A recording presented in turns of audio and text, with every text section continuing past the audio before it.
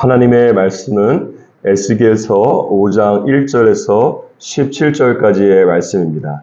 저와 여러분이 한 목소리로 읽도록 하겠습니다. 너 인자야, 너는 날카로운 칼을 가져다가 삭도로 삼아 내 머리털과 수염을 깎아서 저울로 달아 나누어 두라. 그 성읍을 에워싸는 날이 차거든 너는 터럭 3분의 1은 성읍 안에서 불사르고 3분의 1은 성읍 사방에서 칼로 치고 또 3분의 1은 바람에 흩으라. 내가 그 뒤를 따라 칼을 빼리라. 너는 터럭 중에서 조금을 내 옷자락에 싸고 또 그 가운데서 얼마를 불에 던져 사르라. 그 속에서 불이 이스라엘 온 족속에게로 나오리라. 주 여호와께서 이와 같이 이르시되 이것이 곧 예루살렘이라. 내가 그를 이방인 가운데에 두어 나라들이 둘러있게 하였거늘 그가 내 규례를 거슬러서 이방인보다 악을 더 행하며 내 율례도 그리함이 그를 둘러있는 나라들보다 더하니 이는 그들이 내 규례를 버리고 내 율례를 행하지 아니하였음이니라. 그러므로 나 주 여호와가 말하노라. 너희 요란함이 너희를 둘러싸고 있는 이방인들보다 더하여 내 율례를 행하지 아니하며 내 규례를 지키지 아니하고 너희를 둘러있는 이방인들의 규례대로도 행하지 아니하였느니라. 그러므로 나 주 여호와가 말하노라. 나 곧 내가 너를 치며 이방인의 목전에서 너에게 벌을 내리되 내 모든 가증한 일로 말미암아 내가 전무후무하게 내게 내릴지라. 그리한즉 내 가운데에서 아버지가 아들을 잡아먹고 아들이 그 아버지를 잡아먹으리라. 내가 벌을 내게 내리고 너희 중에 남은 자를 다 사방에 흩으리라. 그러므로 나 주 여호와가 말하노라. 내가 나의 삶을 두고 맹세하노니 내가 모든 미운 물건과 모든 가증한 일로 내 성소를 더럽혔은즉 나도 너를 아끼지 아니하며 긍휼을 베풀지 아니하고 미약하게 하리니 너희 가운데서 3분의 1은 전염병으로 죽으며 기근으로 멸망할 것이요 3분의 1은 너의 사방에서 칼에 엎드러질 것이며 3분의 1은 내가 사방에 흩어버리고 또 그 뒤를 따라가며 칼을 빼리라. 이와 같이 내 노가 다한즉 그들을 향한 분이 풀려서 내 마음이 가라앉으리라. 내 분이 그들에게 다한즉 나 여호와가 열심으로 말한 줄을 그들이 알리라. 내가 이르되 또 너를 황무하게 하고 너를 둘러싸고 있는 이방인들 중에서 모든 지나가는 자의 목전에 모욕거리가 되게 하리니 내 노와 분과 중한 책망으로 내게 벌을 내린즉 너를 둘러싸고 있는 이방인들에게 내가 수치와 조롱거리가 되고 두려움과 경고가 되리라. 나 여호와의 말이니라. 내가 멸망하게 하는 기근의 독한 화살을 너희에게 보내되 기근을 더하여 너희가 의뢰하는 양식을 끊을 것이라. 내가 기근과 사나운 짐승을 너희에게 보내 외롭게 하고 너희 가운데에 전염병과 살육이 일어나게 하고 또 칼이 너희에게 임하게 하리라. 나 여호와의 말이니라. 아멘.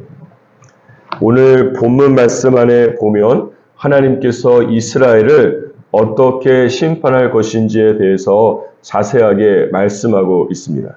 먼저 1절 말씀을 보시면 하나님께서 에스겔 선지자에게 날카로운 칼로 그의 머리털과 수염을 깎아서 저울로 달아 나누어 두라고 말씀하고 있습니다.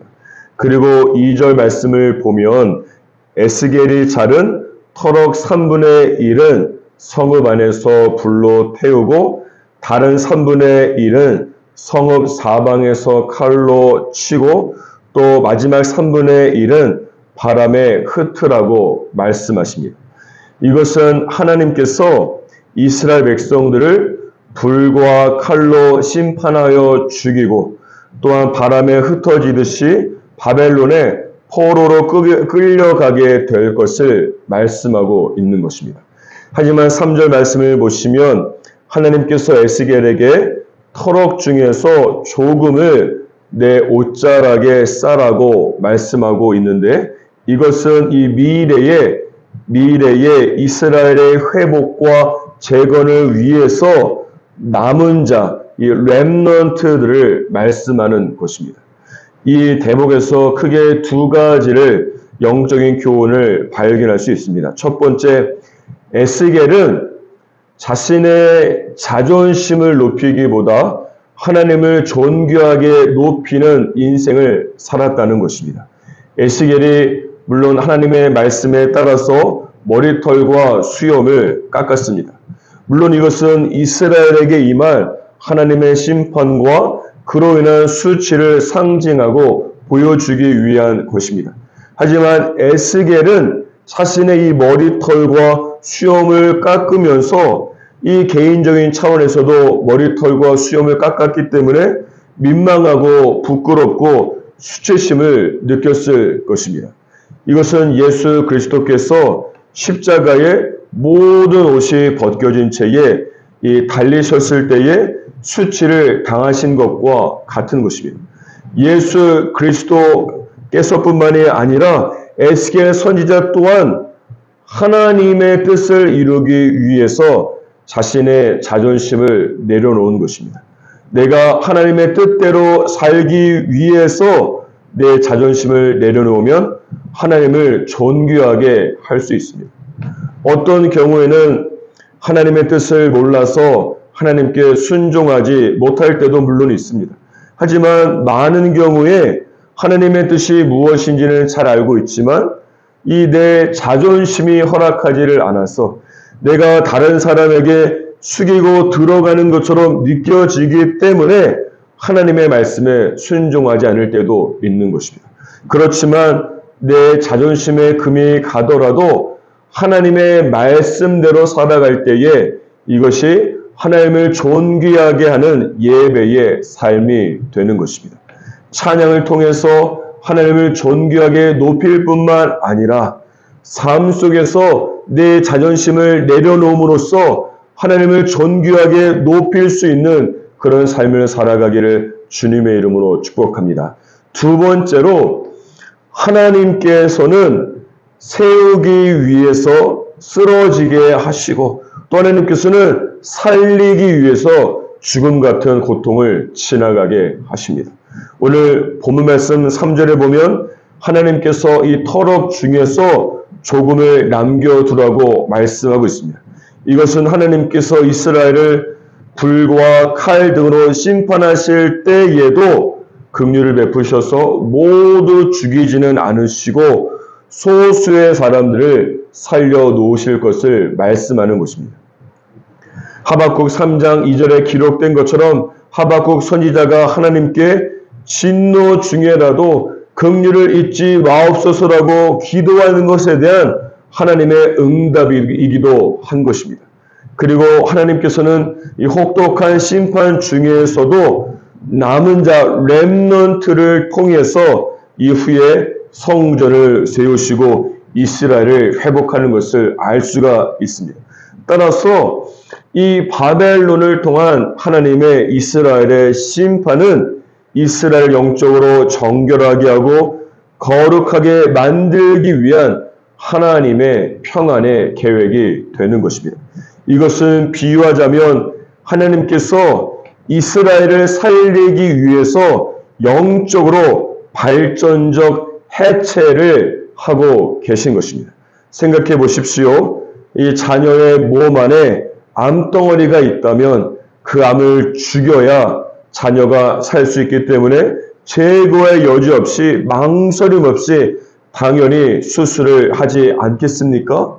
이런 관점으로 저와 여러분이 경험하고 있는 어려움과 고난을 바라보고 해석하는 것이 중요합니다. 여러분 안에 오랜 시간 동안 끈질긴 생명력으로 아직도 시퍼렇게 살아있는 죄악을 다루고 제거하는 영적인 수술 과정이기 때문에 여러분이 힘들고 아프고 정말로 고통스러운 것은 너무나 당연합니다. 하지만 자녀된 저와 여러분을 살리기 위한 하나님 아버지의 선택이며 계획임을 믿으시기 바랍니다. 그리고 하나님께서 정결하게 된 여러분 안에 주님의 생기를 불어 넣으셔서 에스겔 37장에 기록된 지극히 큰 군대로 다시 태어나게 되는 놀라운 회복과 재건의 역사가 여러분의 삶 가운데 일어나게 될 것입니다. 다시 본문 말씀으로 돌아와서 5절에서 7절까지의 말씀을 보면 하나님께서 이스라엘을 심판하게 하신 이유가 무엇인지 말씀하고 있습니다. 먼저 5절에 보시면 하나님께서 이스라엘을 이 중심에 두고 그 주변의 이방 나라들이 이스라엘을 둘러있게 하였다고 말씀하고 있습니다. 이것은 이스라엘이 제사장 나라로서 먼저 하나님의 축복을 받고 다른 나라들이 그 축복된 모습을 보면서 하나님께 돌아오게 하기 위한 축복의 통로로 삼은 것을 말씀하는 것입니다. 그런데 6절에 보십시오. 이스라엘이 하나님의 말씀대로 살지 않을 뿐만 아니라 이방인보다 더 많은 죄악을 행했다고 말씀하고 있습니다. 이스라엘의 죄악이 어느 정도인가 하면 7절 마지막 부분에 보시면 이방인들의 규례대로도 행하지 않았다고 말씀하고 있습니다.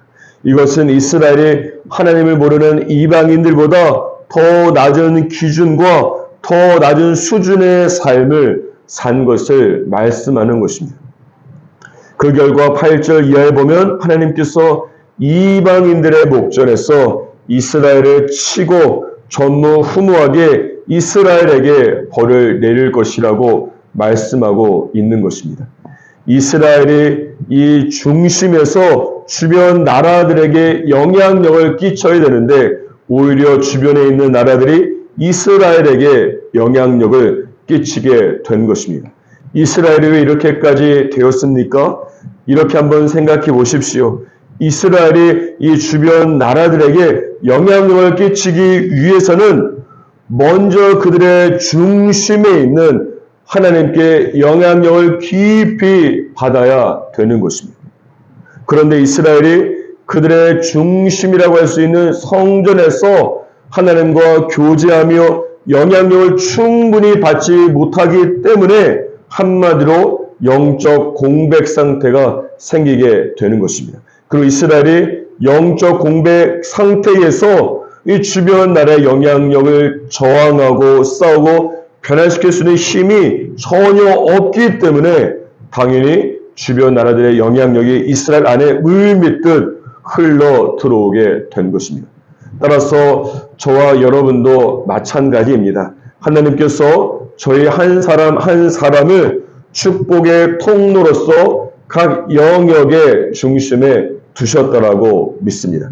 그런데 저희가 중심이 되기 이전에 저희의 중심이신 하나님으로부터 영적 영향력을 반드시 먼저 받아야만 됩니다.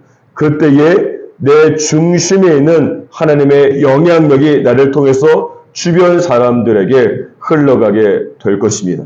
따라서 어떤 목사님의 고백처럼 하루를 기도로 열지 않으면 시작하지 않고 하루의 첫 시간에 영의 양식인 말씀을 묵상하지 않으면 육의 양식인 밥을 먹지 않고 하루의 첫 시간에 하나님을 깊이 만나지 않으면 사람들을 만나지 않는 것입니다. 어떻게 적용하며 살아갈 것인가는 각자 다르겠지만 내 중심을 먼저 하나님으로 채워야 내가 세상의 중심이 될 수 있음을 반드시 기억하시기를 주님의 이름으로 축복합니다. 마지막으로 8절부터 17절까지는 하나님께서 이스라엘을 어떻게 심판할 것인지 굉장히 구체적으로 말씀하고 있습니다. 무엇보다 12절과 16절, 17절을 보면 하나님께서 특별히 이스라엘을 기근과 전염병, 칼, 그리고 포로로 끌려감 이 세 가지 차원으로 심판할 것이라고 말씀하고 있습니다. 그 결과 이스라엘은 주변 나라들에게 수치와 모욕을 당하고 조롱거리가 될 것이라고 말씀하고 있습니다. 하나님께서 이렇게까지 하시는 이유가 무엇이겠습니까? 그것은 단순히 이스라엘이 하루 이틀 하나님께 불순종했기 때문이 아닙니다. 13절 마지막 부분에 보시면 하나님께서 나 여호와가 열심으로 말한 줄을 그들이 알 것이라고 말씀하고 있습니다. 이 구절을 영어 성경으로 보면 하나님께서 이스라엘의 우상 숭배를 질투하며 그 결과를 계속해서 경고하고 또 경고하고 말씀해 왔다라고 하는 의미가 그 안에 있습니다. 그럼에도 불구하고 이스라엘에 불순종하자 이스라엘을 살리기 위한 하나님의 열심이 이스라엘을 심판하기 위한 하나님의 열심으로 변하게 된 것입니다. 그래서 13절에 보십시오. 내 노가 다해야 그들을 향한 분이 풀려서 내 마음이 가라앉을 것이라고까지 말씀하고 있는 것입니다. 그러므로 저와 여러분 또한 나를 살리기 위한 하나님의 열심이 나를 심판하기 위한 하나님의 열심으로 변하기 전에 하나님 앞에 죄악을 회개하고 주님께 돌아가기를 주님의 이름으로 축복합니다. 그런데 사실 나를 심판하기 위한 하나님의 열심이 곧 하나님께서 나를 포기한 것을 의미하는 것은 절대 아닙니다. 나를 심판해서 나를 살리기 위한 것이기 때문에 그런 것입니다. 그래서 잠언 3장 12절에 보면 대저 여호와께서 그 사랑하시는 자를 징계하시기를 마치 아비가 그 기뻐하는 아들을 징계함 같다고 말씀하는 것입니다. 그러므로 사랑하는 여러분, 내가 하나님을 따라가는 것에 실패할 수는 있어도 나를 향한 하나님의 사랑은 절대로 실패하지 않기 때문에 결국 내가 하나님을 따라가는 믿음의 경주를 포기하지 않고 완주하게 될 것을 믿으시기 바랍니다. CCM 찬양 가사와 같이 나를 향한 주의 사랑 산과 바다에 넘치니 늘 진리 속에 거하면서 내 손을 높이 들고 언제나 주님의 사랑을 실패하지 않는 주님의 사랑을 노래하시며 살아가기를 주님의 이름으로 축복합니다.